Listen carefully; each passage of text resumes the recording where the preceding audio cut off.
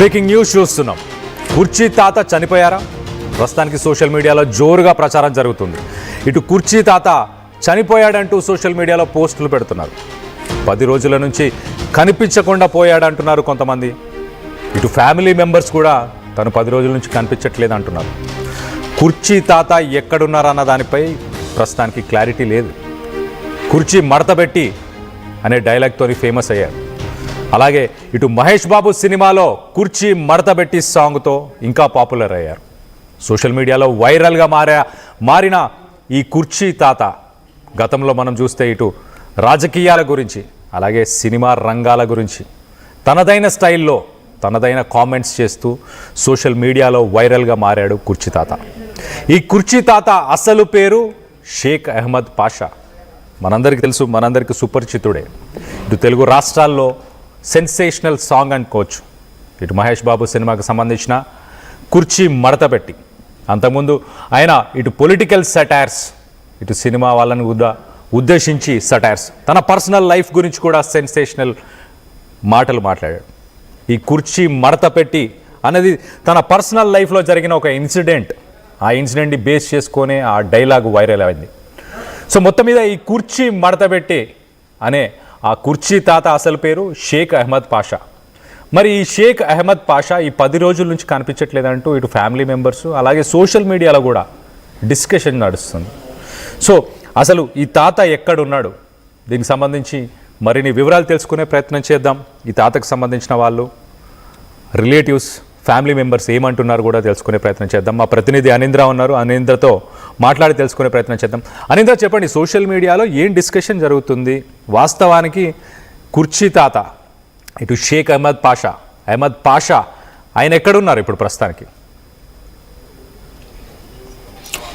Yes Kalyan, కుర్చీ తాత మృతి చెందారు, చనిపోయారంటూ కూడా ఫేక్ న్యూస్ మొత్తం కూడా స్ప్రెడ్ చేస్తున్నారు.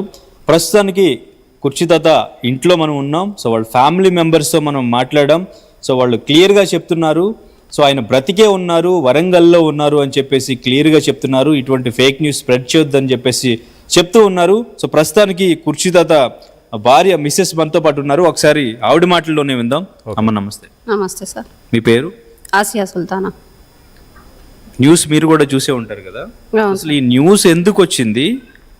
మీరు హాస్పిటల్కి కూడా, గాంధీ హాస్పిటల్కి వెళ్ళి ఒక బాడీని కూడా చూసొచ్చామని చెప్పారు కదా, అసలు ఏం జరిగింది?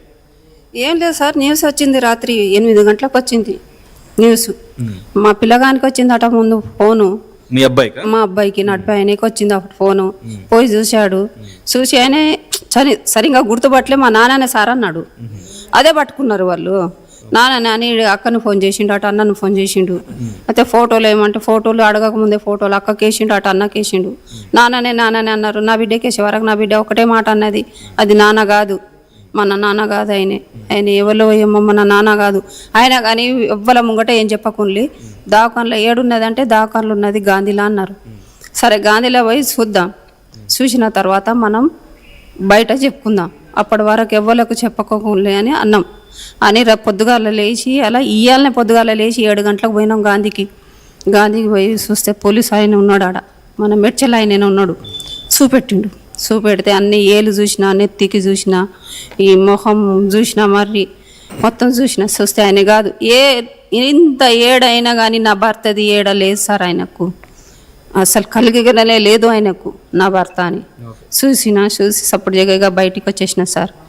ఇక వాళ్ళు, నా కొడుకు వచ్చింది, నా కోడలు వచ్చింది, పెద్ద ఆమె వచ్చిండు, చిన్న ఆయన వచ్చిండు, నడిపి ఆమె వచ్చింది. సో మరి ఎక్కడున్నారు ఇప్పుడు ఆయన? కుర్చీ తాత ఎక్కడున్నారు? కుర్చీ తాత వరంగల్లో ఉన్నదని ఇప్పుడు ఎన్ని గంటలకంటే 1 గంటకు ఎవరో కొన్ని వచ్చిందట. అట్లా కుర్చీ తాతను ఎందుకు అట్లా చచ్చిపోయిండు అని చెప్తున్నారు, వాయిలు వేస్తున్నాడు. బతికే ఉన్నారు, ఆయనే బస్ స్టాండ్లో ఉన్నారు అని చెప్పిండు. వరంగల్ నుంచి మీకు కాల్ చేశారు, ఫోన్ చేశారు? ఫోన్ కాదు, ఇంకోలోకి వచ్చింది ఫోనుకు వస్తే ఆమె ఇక మాకు వస్తా అంటే తొవ్వలనే చెప్పింది, ఇట్లా మీ నాన్న చచ్చిపోలేదంట, ఇట్లా వరంగల్ నుంచి వచ్చింది, బతికే ఉన్నాడట, ఎందుకు అట్లా వేస్తున్నారు ఫోన్లలో, బస్ స్టాండ్లో ఉన్నాడు వరంగల్ అని చెప్పింది. ఇంకా అంతే సార్. ఇంటి దగ్గర ఉండట్లేదు ఆయన? ఎక్కడ ఉంటున్నారు ఇప్పుడు? 10 రోజుల నుంచి వస్తలేడు సార్, అంతే. ఈ 10 రోజుల నుంచి రాకపోతేనే జర వెనక ముందు అవుతుంది పానం. జర పోతే ఊరికే పోతాడు, ఇక ఊరికి పోయిండంటే మళ్ళీ ఇక్కడికి వచ్చిండంటే నా దగ్గరికి వస్తాడు. ఎందుకు వరంగల్లో ఎవరు ఉన్నారు? వాళ్ళ అక్క చెల్లెలు ఉన్నారు. అక్కడే ఉంటారా? ఆడనే ఉంటారు. మా ఎందుకు మీ పిల్లల దగ్గర ఉంటారా? పిల్లల దగ్గర ఉండడు ఆయనే. చూడ బుద్ధి అయితే పోతాడు అక్క చెల్లెల దగ్గర. ఓ 2 నెలలకు ఒకసారి 3 నెలలకు ఒకసారి పోతారు. వాళ్ళ అక్క కొడుకులు ఉన్నారు, బిడ్డలు ఉన్నారు. వాళ్ళ కుటుంబం అంతా వరంగల్లో ఉన్నది సార్. పోతాడు.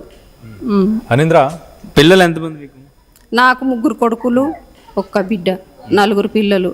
4 పిల్లలు ఒక చిన్న అబ్బాయి చచ్చిపోయింది సార్ మొన్ననే. ఇప్పుడు 5 నెలలు అవుతుంది చచ్చిపోయి. ఓకే. సో మరి ఇప్పుడు మీరు మాట్లాడే ప్రయత్నం చేశారా? వరంగల్లో ఎవరికైనా కాల్ చేసి అక్కడ కుర్చీ తాత ఉన్నారా లేదా అని ఎవరితోనైనా మాట్లాడి అడిగి తెలుసుకునే ప్రయత్నం చేశారా?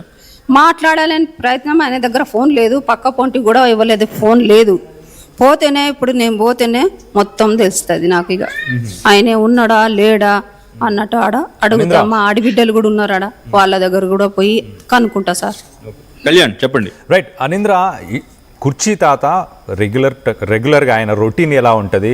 ఎప్పుడైనా ఊరికి వెళ్తే ఇటు ఫ్యామిలీకి చెప్పి వెళ్తాడా, చెప్పకుండా వెళ్తాడా, తన ఇష్టానుసారంగా వెళ్ళిపోవడం జరుగుతుందా? ఒక్కసారి కుర్చీ తాత భార్యని అడిగే ప్రయత్నం చేయరా? ఓకే. సో కుర్చీ తాతది రెగ్యులర్గా అంటే ఆయన రొటీన్ ఎట్లా ఉంటుంది? అసలు ఇంటి దగ్గర ఎప్పుడెప్పుడు ఇంటి దగ్గర ఉంటారు? చెప్పేసి వెళ్తుంటారా, చెప్పకుండా వెళ్తుంటారా? ఆయన వచ్చే వరకు తెలియదు. తెల్లారి 5 గంటల వరకు, 5 గంటలకైతే లేచేటప్పుడు నేను పోతున్నామా అని చెప్పి పోతాడు. 5 గంటలకు పోతాడు. ఎక్కడికి వెళ్తున్నావు అని చెప్తారా? చెప్పడు. ఇక నేను ఎటు వెళ్ళేది ఏంది అని నువ్వు అడగొద్దు. అడిగేది ప్రశ్ననే లేదు. నేను వస్తా, ఇంటికి లేకుంటే రాను, నువ్వు అడగొద్దు అని అంటాడు. ఆయన కానీ అల్లుని ఇంట్లో నువ్వు ఉన్నావు, నా కొడుకులు అడగాక నువ్వు ఉండేది మీ అల్లుడి? అవును సార్. మీకు 3 అబ్బాయిలా? 2 అబ్బాయిలా? 2. ఒక అబ్బాయి చచ్చిపోయింది, 2 అబ్బాయిలు ఉన్నారు. వాళ్ళు చూడరు, అబ్బాయిలు పట్టించుకోరు సార్. మార్నింగ్ వచ్చారా పొద్దుట ఈ వార్త తెలిసిన? పొద్దున వచ్చిండ్రు, దవాఖానలో వచ్చిండ్రు. పెద్ద కోడలు, పెద్ద కొడుకు, నడిపే అబ్బాయి, నడిపి కోడలు వచ్చింది. చూశారు వాళ్ళు కూడా. చూసి వాళ్ళు ఇంటికి పోయిండ్రు. నేను బుజ్జి నన్ను తీసుకొచ్చుకున్నది కాదని వాళ్ళు కూడా కన్ఫర్మ్ చేసుకున్నాక వాళ్ళ ఇంటికి వాళ్ళు వెళ్ళిపోయారు. అవును. ఏం చేస్తుంటారు పిల్లలు ఇద్దరు? ఒక ఆయన సెంట్రింగ్ పని చేస్తాడు, ఒక ఆయన పూలు అమ్ముతాడు. ఇంకొక కొడుకు ఎలా చనిపోయారు? ఆయనే ఈయన పాత బస్తీలనే కొట్టి చంపేసింది సార్. అవునా? ఇక్కడ పాత బస్తీలో, ఈ సుబ్బుడ్ల పాత బస్తీలనే అయింది. ఎందుకమ్మా?